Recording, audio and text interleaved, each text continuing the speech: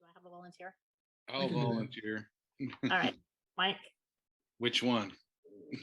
Johnson. Please join me. I pledge allegiance to the flag of the United States of America and to the republic for which it stands, one nation, under God, indivisible, with liberty and justice for all. Thank you, Mike. Roll call, please. Councilmember Johnson, Here. Councilmember Losi, Here. Councilmember Stanfield, Here. Mayor Pro Tem Trent, Here. Mayor Long. Here. Thank you, Sienna. So our new employee had a scheduling glitch, so we're going to move right on to oral comments from the public. Does anyone that is on our Zoom meeting have any comments? And while they are commenting, we'll see if anyone calls in.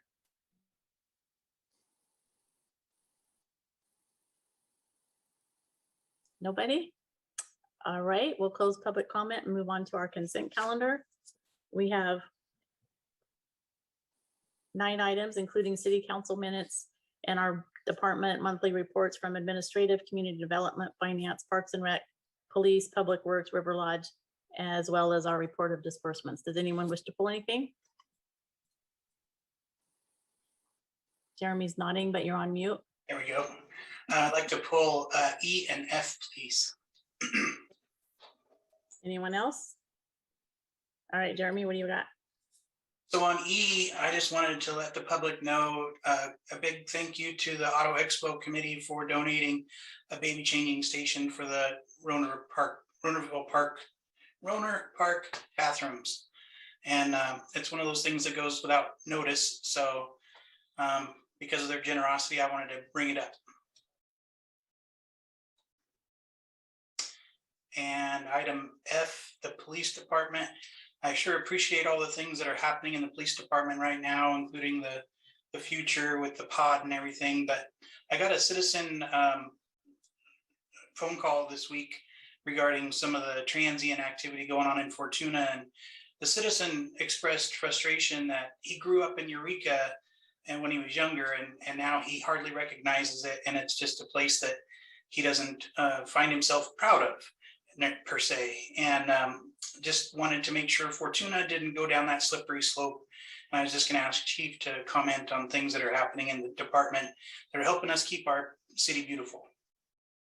Thank you, Councilmember Stanfield. Yeah, so, transient activity and the quality of life issues are something that face all of the cities, even the Northern California cities. And as far as the Fortuna Police Department, we are taking every step that we can on a daily basis to identify the population of the segment, I should say, of the transient population who is engaged in violation of our municipal codes or any other state law. And so obviously this takes some creativity. One of the programs that I have advocated for and started to present to other agency heads and the district attorney's office as of about 2 months ago is a program that I'm referring to as COAP. COAP is a chronic offenders accountability program.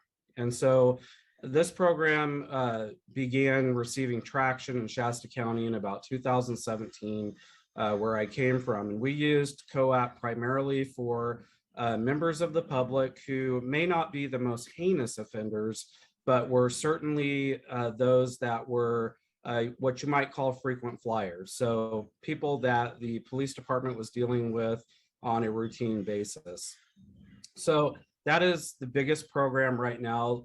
Again, as I said earlier, that I'm advocating for at more of a regional level. The pro to that program is that it benefits all of the municipalities within the Humboldt region. And it's something that the District Attorney Maggie Fleming has already reached out and kind of done her own research and homework and is very much a fan of. So I'm hoping that that takes hold here and that we gain some more traction going forward. On a more recent level, we continue to identify the members of the transient population that are violating our municipal codes and state laws. And, we're just at a point now with the roller coaster of COVID, where the sheriff and the jail have essentially been opened back up to business. So we're no longer calling the jail to get authorization for bookings. We have carte blanche, if you will. And so where we've really seen the statistics ramp up is over the last 2.5, 3 weeks. I was personally engaged at the city manager, and I were disturbed at lunch not too long ago with one of these persons who was just visiting a local restaurant and causing quite the disturbance. So I actually had to break away from that, and we ended up making an arrest on this particular person who has been arrested about 5 times in the last 6 weeks. So, again, creativity being the underlying issue, we are using, sections and violations of the law that historically haven't been used in Fortuna, but we're using those just for our problematic segment. I mean, if people are breaking the laws, we're going to arrest them, and they're going to be held accountable. And so if there are members of the public, Councilmember Stanfield, who want more of a direct approach to my office, as everybody knows, I keep an open door. I'm more than willing to speak specifically about groups or persons who are violating our ordinances or laws, and they are always welcome to call me or drop by, and we will continue to work progressively and creatively to keep our community safe and rid our city of quality of life issues. I really appreciate it. Thank you. All right, anything else, or would someone like to make a motion? I'll make a motion. We adopt the consent calendar items A through F. Second. Aye. A through I? Yeah. Okay, Second. we have a motion, a second. Sienna? Councilmember Johnson, Yes. Councilmember Losi, yes, Councilmember Stanfield, Yes. Mayor Pro Tem Trent, yes, Mayor Long. Yes. All right, moving on to our first council business, authorize the city manager or his designee to execute a loan with the Fortuna Business Improvement District in amount not to exceed $25,000 for audit purposes. Resolution 2021-30. Thank you, Mayor Long. Our finance director has a staff report. I just wanted to thank Aaron for working on this along with Danny Kelly and Emily Hobelman. And really what we were looking for is a way to resolve some of the past due nature of the audits with that bid. And I think we came up with a good solution. So again, I appreciate everybody's hard work on this, and I'll hand it over to Aaron for a staff report. Thank you, and good evening, Honorable Mayor and City Council. So the relationship between the Fortuna Business Improvement District and the city was formally established by written contract back in August of 2000. And this set the responsibilities of each party. That contract requires the district to have an annual audit of its accounting records prepared each fiscal year. Generally, FBID has been compliant with the terms of the contract with the city, with the exception of the completion of timely audits. The last audit provided to the city was for fiscal year 2014-2015. And so staff have been in communication with FBID and have been requesting and working with FBID to try and get their audits completed through fiscal year 2020-2021. In order to rectify the audit deficiency, the Fortuna Business Improvement District has been in contact with Anderson, Lucas, Somerville, and Borges, a certified public accounting firm.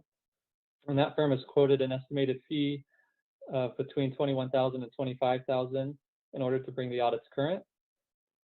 The city did authorize FBID in order to try and assist in getting the cost as low as possible, that they would just be preparing one audit report that would encompass all 6 years versus preparing 6 individual audit reports for each of the years that are missing. So the district does not presently have the funds necessary to have this audit work completed, and they subsequently have asked the city to assist by making a short-term loan. ALSP will be billing audit work on a time and materials basis, and city staff is recommending that the city pay those invoices on behalf of FBID, and then at the completion of the audit, we'll compile all those expenses and issue a loan to FBID for that total amount. staff have discussed a 4-year loan term with an amount not to exceed $25,000 with a 0% interest rate with FBID. And FBID was able to take this to their board meeting on September 7th, and they agree that those terms would allow for FBID to complete the audit. And we're very appreciative to the city for providing this option to them. So the only net fiscal impact for the city for this would be the opportunity cost on the interest revenue that the city would have earned on the principal portion that we're giving to the Fortuna Business Improvement District. And right now, the interest rates are around 0.5%, so it would be pretty minimal. And the loan would be repaid by the district in equal amounts over the next 4 years. And that would be done by the district accepting a reduced disbursement from the amount that the city matches each year. And the city matches approximately $60,000. So let's say the total audit amount comes to $24,000. We would reduce the $60,000 by $6,000 each year over the next 4 years in order to get that loan repaid. And upon approval from the council on this item, the city attorney is going to finalize the promissory note to provide for direct disbursements of loan proceeds upon those receipts of audit invoices. And so with that, I'm happy to answer any questions. We also have Danny Kelly, the interim CEO of FBID, as well as Emily Hobelman, the president of the board. So they're here to answer any questions as well. But with that, staff's recommendation is to authorize the city manager to execute a loan to the Fortuna Business Improvement District for the purposes of conducting an audit. And I'm happy to answer any questions. Thank you, Aaron. We'll open public comment. If anyone would like to comment on this item, there is a number on your screen that you can call. And anyone will leave that open while the council addresses any questions they might have. Does anyone from the council have questions? Or Danny or Emily, did you want to add anything to Aaron's report? Thank you, Mayor Long, city council members. I didn't have anything specific to say other than our appreciation for continuing to partner with the city. We are here to answer any questions. I know it's kind of been a time of transition and that there may be questions out there. So I was just here to address those. And I'll jump in quickly to echo that appreciation and to also let everyone know that I'm on the city council agenda for November 1st to report on what FBID is up to. And hopefully we'll have some information from the audit at that point that we can share with the city. So we're looking forward to collaborating more closely in the future. And we really appreciate the help of Merritt and Aaron. All right, any questions or comments from council? I will add that we did get a letter of support from the Strongs Creek business group. So they were encouraging the council to go ahead with the loan. I think all of you read that in your email today, so. I also have a comment. I know there's enough blame for an audit not having been done for what, 5-6 years. Plenty of blame to go around, including our own city council and city government. But I can't imagine an executive director who would not require an annual audit just to show the businesses that are paying these fees that the money that's being spent is being spent where it needs to be. Again, I know there's enough blame around there, but I think that that has to sit with whoever is going to be the executive director. I just had one question. Is Danny being paid right now? I had understood that there wasn't even money for a salary.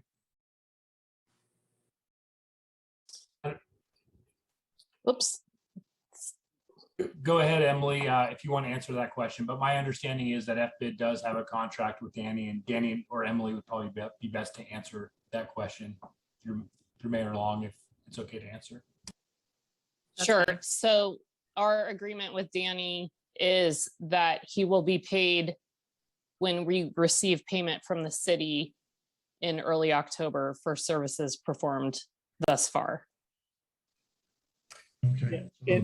And if I may add, that wasn't requested by FBID. That was a decision on behalf of Edge Caliber. I think that there would be funds to squeak by on invoices, but trying to get the lay of the land and everything, it just made a lot more sense to hold off on those invoices for the time being. Okay. Any other questions from council? Do we have any comments from the public? I don't see anyone with hands raised. No calls, Sienna. Okay, we'll close public comment. I just had one question. Do they foresee any difficulty with getting less money annually from the city as a form of to repay this?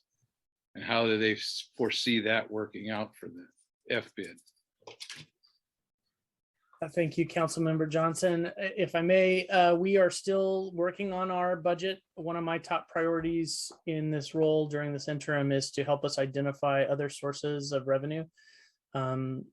Honestly, this organization's purpose is to serve all of the businesses in the community. And I think that a lot of the scope of it has been around beautification and things like that. I think there are other things that the bid can be doing to provide value that can also bring in revenue so that we're not dependent on the city for our entire budget.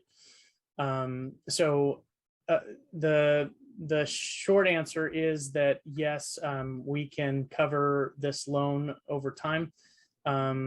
The longer answer is we are looking at ways of bringing in different sources of revenue. And I just want to add to what Danny has said, that this is a bit of a time of reckoning for the business improvement district. And as Danny said, we are looking for ways to diversify the income stream for FBID, but we also hope to collaborate more closely with the council and business owners to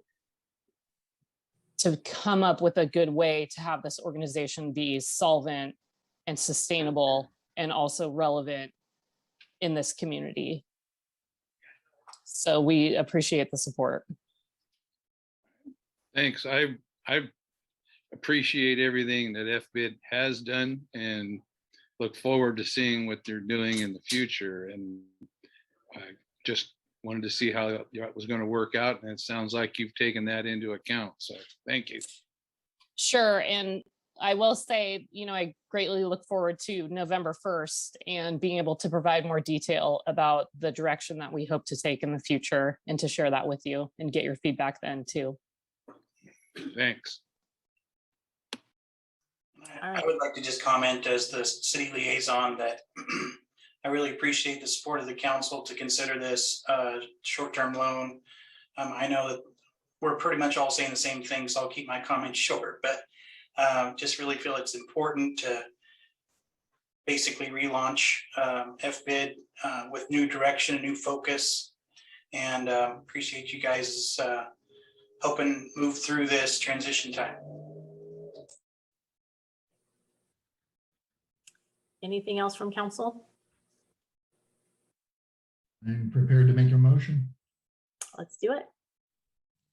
I'll move to approve resolution 2021-30 for a loan amount not to exceed $25,000 and read by title only.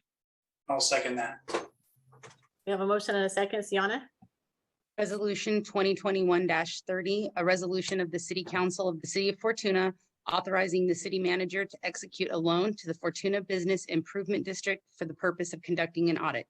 Councilmember Johnson, Yes. Councilmember Losi, Yes. Councilmember Stanfield, Yes. Mayor Pro Tem Trent, Yes. Mayor Long. Yes. All right, our next item is the second reading of an amendment to the zoning map from residential estates RE20 to residential single family R16 and neighborhood commercial NC to public facility PF. Ordinance 2021-748. Deputy Director Shorey will be providing this staff report. Good evening, Honorable Mayor and council members. So yeah, this is the second reading of this ordinance. It's a map amendment, and you did have the full presentation and the first reading on September 7th. So I'll keep it pretty brief. Just going to go over the 4 slides again. And you also, at the previous meeting, you adopted the general plan amendment that accompanies this kind of a rezone. So I'll just quickly share my screen.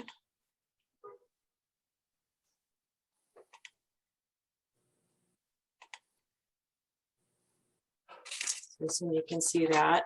So the Hilltop Rezone. It's not here. Is it not sharing? Not up yet, no. Oh. Okay. I think I selected the wrong one.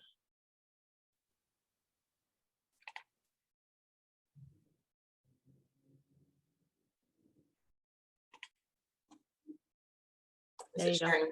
Okay, great. Yeah. And you can see the full slide. Yes. So this is the Hilltop Rezone located on Hilltop Drive. It's Strawberry Lane and Ridgeview Court.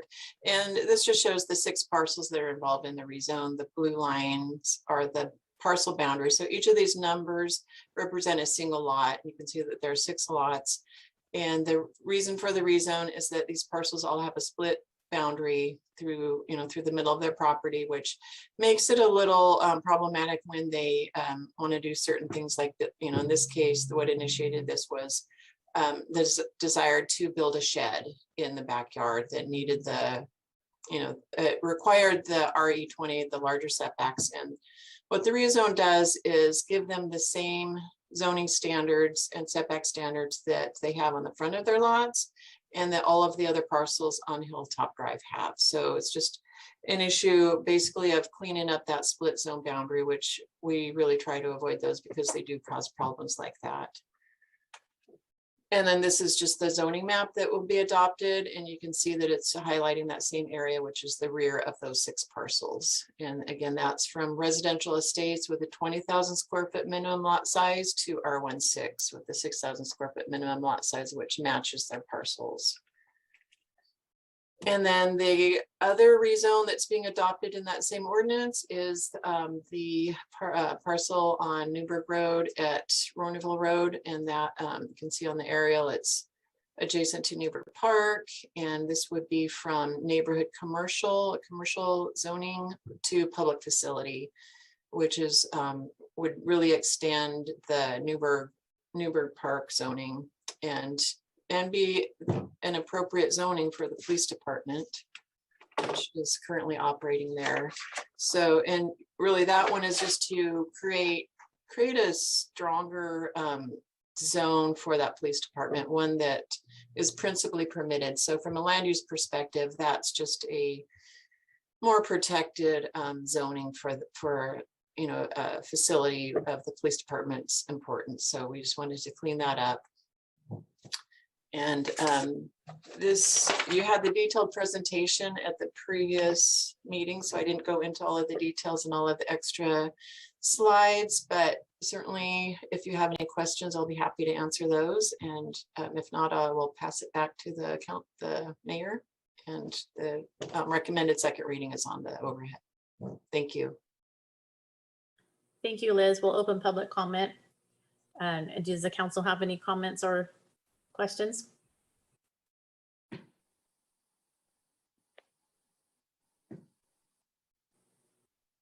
Anyone from the public? I don't see any hands. Sienna, anyone call in? I can't see you anymore. I don't see anybody that would like to make a comment. Okay, we'll close public comment. Back to the council. I make a motion to hold the second reading and adopt ordinance 2021-748 and read by title only. Second. We have a motion and a second. Sienna? Ordinance 2021-748, an ordinance of the City Council of the City of Fortuna to amend the zoning map from residential estates RE20 to residential single family R16 and neighborhood commercial NC to public facility PF. Councilmember Johnson, Yes. Councilmember Losi, yes, Councilmember Stanfield, Yes. Mayor Pro Tem Trent, yes, Mayor Long. Yes. Thank you, Liz. Thank you, Sienna. Our next item is a supplemental budget request for USDA grant for the purchase of 2 police vehicles. Yes, thank you. Good evening, Mayor and Honorable City Council. I do have a short PowerPoint Sienna's going to help me with as I'm currently out of town. Okay, and here we go. So I am pleased to present the SBR in conjunction with the USDA's Rural Assistant Grant Program. Next slide.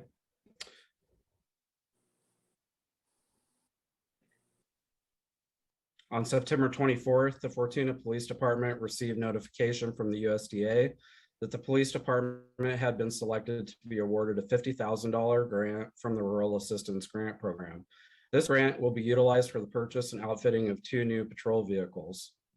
I am proud to announce that this grant amount reflects the maximum award amount available and is the largest grant amount ever awarded to the city for the police vehicles. Next slide. The total project cost is $120,000 with the USDA's grant contribution at $50,000. The city contribution will be approximately $70,000. This $70,000 will be taken out of the asset seizure fund and will be utilized to cover the city's contribution. Next slide. Included in the project will be 2 new 2022 Ford Police Explorer police equipment packages. And also included is the police equipment installation and the police graphics. Next slide. As far as a needs assessment, currently the Fortuna Police Department has 3 Ford Crown Victoria patrol vehicles. These vehicles are at end of life and ready to be replaced. The Crown Victorias on average are about 12 to 17 years old, and all are approaching 200,000 miles. The 3 older Crown Vics collectively have had over $100,000 worth of repairs collectively since about 2009. And they provide an undesirable appearance and image for the Fortuna Police Department and the city. Next slide. As a side note, I just wanted to comment on the department and city branding and public image. Great organizations understand and strategically control the image and brand to enhance community value. By approving this project, the city council will be authorizing the chief of police to improve the fleet by replacing problematic vehicles. And there's also side effects, creating greater community engagement, increasing retention, and improving recruitment. The city of Fortuna should capitalize on every opportunity to maintain a healthy brand and image. Next slide. As previously reported, the fiscal impact is $120,000 with specifically $70,000 coming out of asset seizure. The vehicles are being purchased by Downtown Ford as a piggyback based on a previous competitive bid by the state of California. Next slide. Staff recommends the council approve the supplemental budget request, or SBR, for the purchase of 2 new police vehicles that recognizes revenue from the USDA's Rural Assistant Grant and provides matching funds from the city's asset seizure fund. And with that, I would conclude my staff report, and I'm happy to answer any questions. All right, thank you, Chief Day. We'll open public comment. Does the council have any questions or comments? I got a question, and it's not questioning the value or the need, just actually what couple of items are. The ready for the road package. I was wondering what that was, as well as, I love the name of this, the ultimate wiring package, which I think I know what it is, but I just don't know for sure. So there are a couple of different options with the receipt of these vehicles. And actually, I was just educated last week in attending a vendor presentation at Superior Installs. So ready for the road package is the most often ordered package. It basically has the units delivered to the city you know, with the standard equipment that's needed to essentially get the units equipped to be deployed. So some of the vendors are, I guess, recommending that we don't go ready for the road, but there is kind of a hitch to that in the fact that they're trying to upsell equipment. So, you know, there's always kind of a pitch to everything. And I still think ready for the road is the most fiscally responsible and applicable package at this point. Okay, that's kind of what I was wondering. It's basically when, upon receipt, it can go into service. Correct. And I'm guessing the ultimate wiring package has the wiring for the overheads and the alley lights and spotlights and that kind of thing. Well, it was pretty amazing, just to answer your question, Councilman Johnson, how things have evolved. I really haven't quite seen anything like this for a couple of years, but the new upgraded package is, it's the technology is absolutely amazing. You know, it's a far shout from when I started, where you had to talk on the radio, use the steering wheel, and rotate your wrist for spotlights and other equipment. It would take me, it'd be a whole separate presentation to go into what that technology looks like now, but it looks like something out of, you know, some sort of futuristic movie. It's pretty incredible. Good, thank you. Any other? I do. Many years ago, when I was on the street, I remember being able to pretty well drive with my knees because my hands were using spotlights, the radio, other equipment. So police officers are able to, you know, change and adapt. I'm really glad to see this. I'm glad to see the Rural Assistance Grant. Merritt got tired of me going to him, I'm sure, saying we've got to replace cars, we've got to replace cars. I think his last comment was, "You're killing me here, Mike." But I, as well as I'm sure you guys have received complaints from citizens. I've received several, including a retired CHP captain that just moved into the area that says, "You got to get rid of those cars." So I'm glad this is going through. Thank you. Anyone else from council? Is there a planned ETA for service?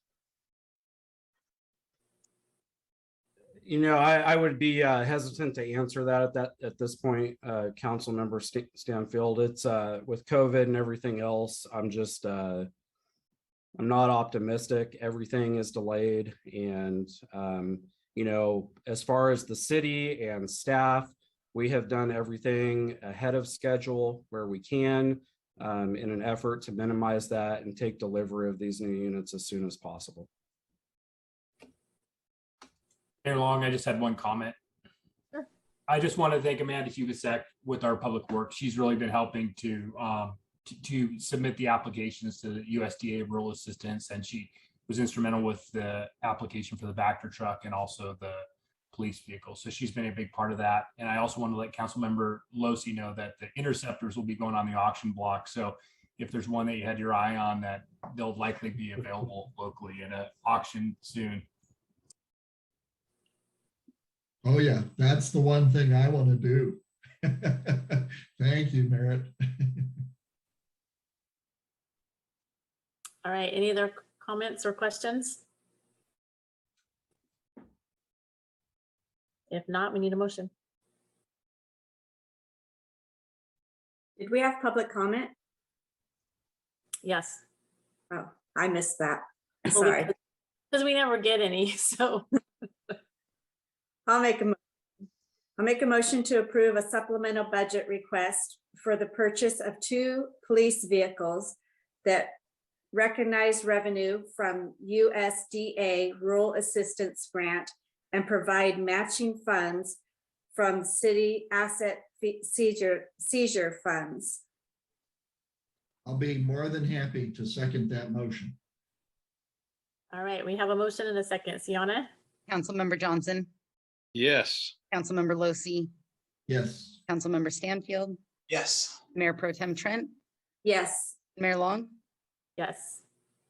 All right, moving on to city manager's report. Thank you, Mayor Long.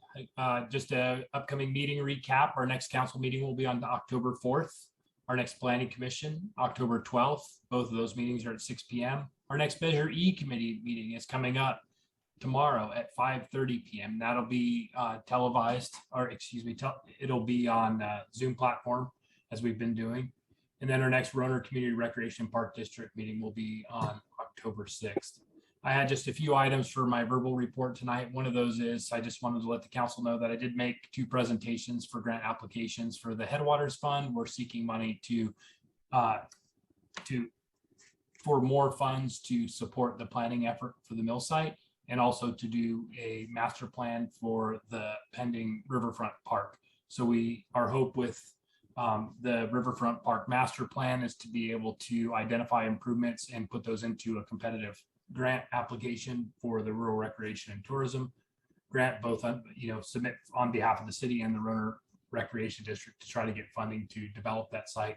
And with the Headwaters funding for the mill site, our hope is to really just do more infrastructure planning and come up with more information that allow the city to rezone and update the land use and identify the improvements that will be needed to remove barriers for the development of that site.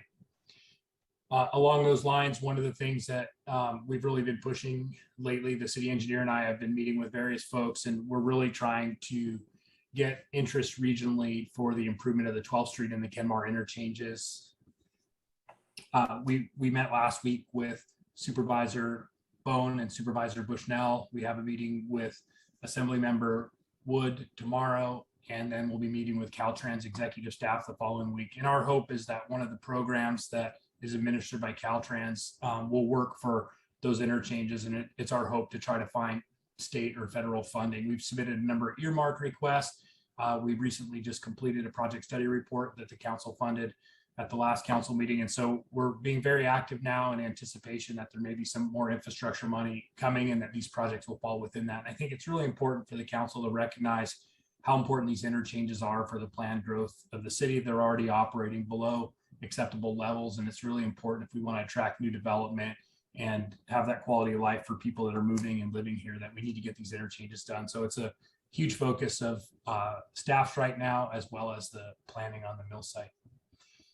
One of the other things that we are working on is we're considering the purchase and subscription for development software. We really want to create transparency with development proposals and building permits that come within our building department. So we're considering a few different softwares. We narrowed it down to one, and we hope to be able to bring council back a recommendation for a community development software. And one of the things that we're very interested in is to have that applicant staff interface and have the ability for anybody who has a permit in to see exactly where it is, to get the comments in real time, to make resubmittals and changes and have those reflected real time and uploaded, and then to have that accountability factor so anybody who has a pending project within the city can look that up. So, there's a cost to that. So we've been negotiating with the provider of those and trying to bring those costs down. And so there is some money budgeted currently, but there would be an ongoing subscription, and we'll be running that by the council before we proceed with any type of contracting for that. So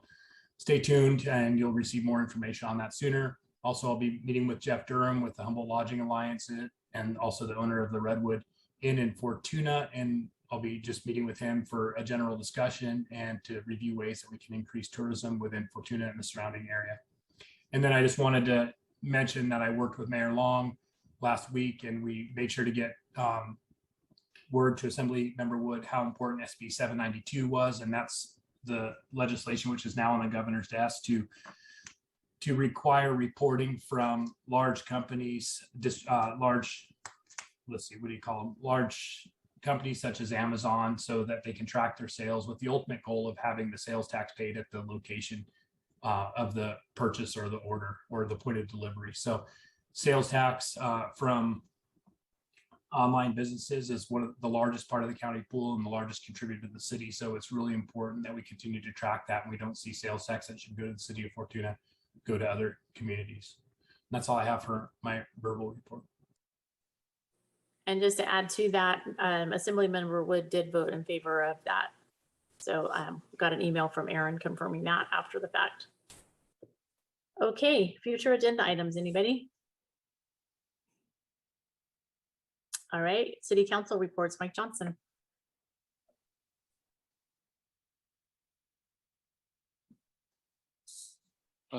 Couple of things came up in our HCOG meeting.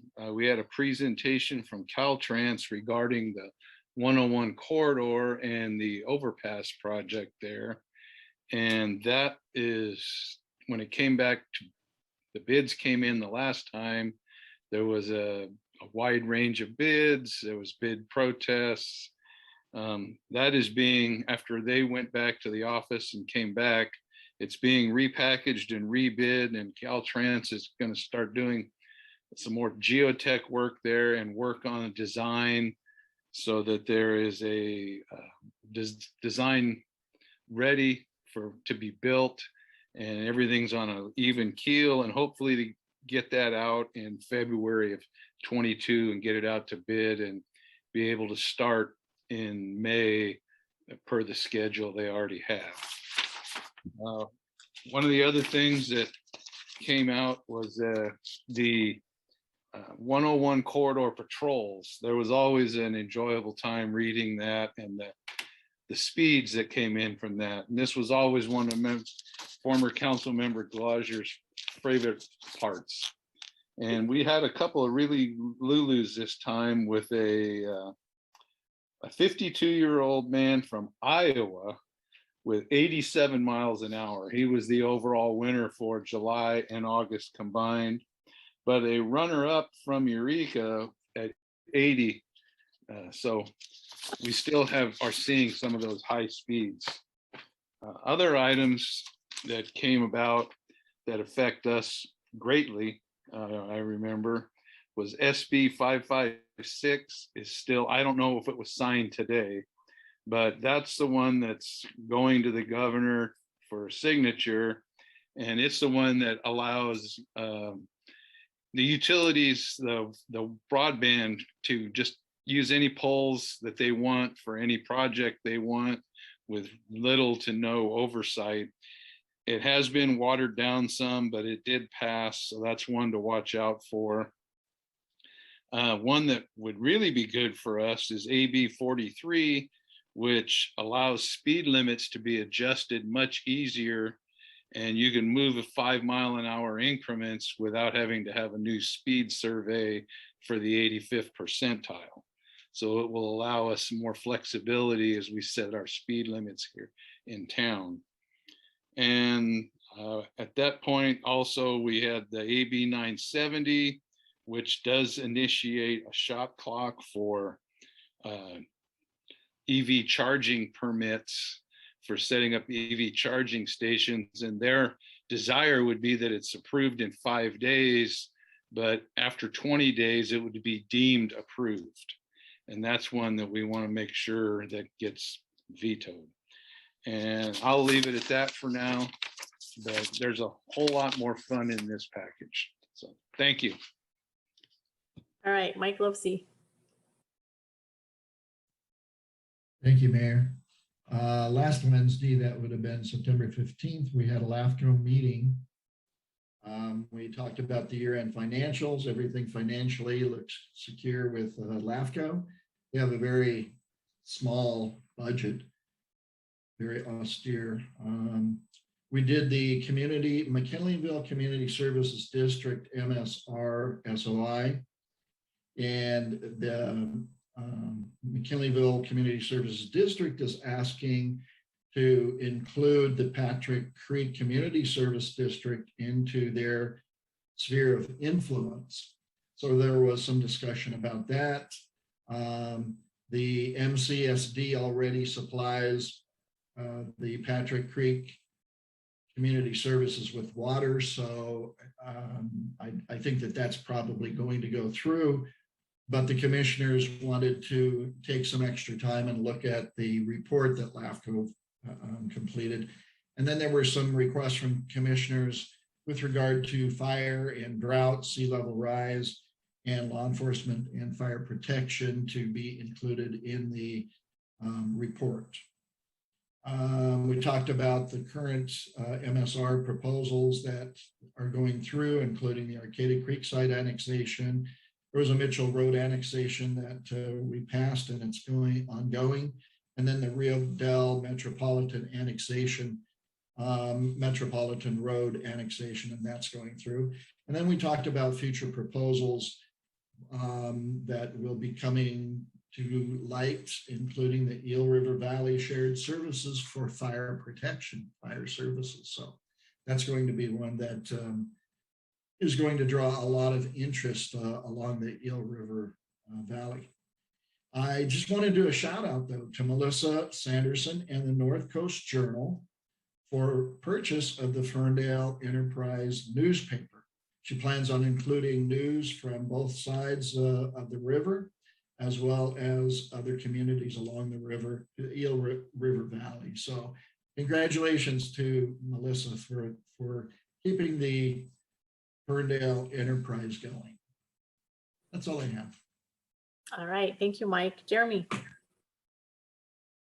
We have a FBID meeting tomorrow. The agenda includes the invoicing for Edgecalibre that was touched on earlier, the hourly versus salary comparisons for an executive director, finalizing the job description and the schedule for the director, deciding FBID's course of action regarding holiday events, changing board meetings, that's just a housekeeping thing, dates and times, and then approving and signing the ALSB engagement letter for the audit. Thank you very much for your vote tonight.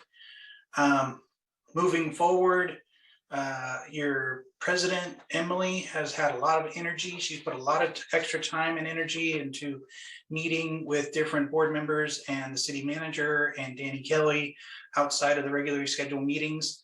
All the board members have been putting in a lot of time and energy. They have scheduled every other Tuesday, and now it sounds like it might be every other Wednesday, but they're meeting twice a month right now, trying to really focus on how to bring the bid back into the alignment and the vision and focus that everybody thinks it should be. So I'll report back after that meeting. And then Parks and Rec, just wanted to tell Cameron he did a great job today he was the guest speaker for the Chamber of Commerce and talked about all the projects that they're going on, and the comments in the chat were, do you ever sleep? You are so busy and you got so many irons in the fire and you're doing so many good things. And he introduced a couple of new ideas that are coming in October and soon thereafter, including drop-in volleyball and drop-in basketball and hoopsters. I think it's called something else. But all those programs are going to be coming back in line. Also, the skate rink is having one night a week and then moving into 2 nights a week, and then also inviting families for an early skate on Sundays at an earlier time than the typical 6:30 to 9:30. So call this the skating rink if you want to enjoy the skating rink with your smaller children and you don't want to be out starting at 6:30. Other than that, it's amazing what all these parks people do on the daily basis to make our town beautiful. And there's a whole bullet list of maintenance issues that were dealt with. And it's at least a page long every month or every 2 weeks when we get these reports from the department heads. So just really appreciate the work going into greening up our medians by fixing all the irrigation, and then taking care of some tree trimming so that the school buses at 14th Street when they turn onto Main are safe. And I mean, there's just so many little things that happen without even our knowledge, and it's really impressive to see it operate. So I appreciate everybody for that. I think that's it. All right, thanks, Jeremy. Tammy. Thank you, Mayor. I didn't have much to report. Mike reported a little bit on what I was going to talk about, which was the Ferndale Enterprise. I'm pretty excited about that. Those who missed the Humboldt Beacon, this will be similar to that. It's going to have a lot more local news. So it'll be exciting to have that back into town again. So, and she's got a special going on right now to subscribe to it. So if you're interested, you can go online and get signed up for that. And that's all I have to report. All right, thanks, Tammy. Mine's pretty short as well. I did have a REDEC executive meeting to approve a bridge loan. And I've been working with all of you on merits evaluation, which we are going to go over in closed session tonight. So anybody hear anything about how conference went? It's over, right? Was it last week? No, it's this week. It's this week. Okay, maybe we'll get some kind of input from Sarah after the fact. All right, so we have one item on our closed session, public employee performance evaluation pursuant to section 54957 of the government code, title city manager. Does anyone from the public have any comments before we adjourn to closed session?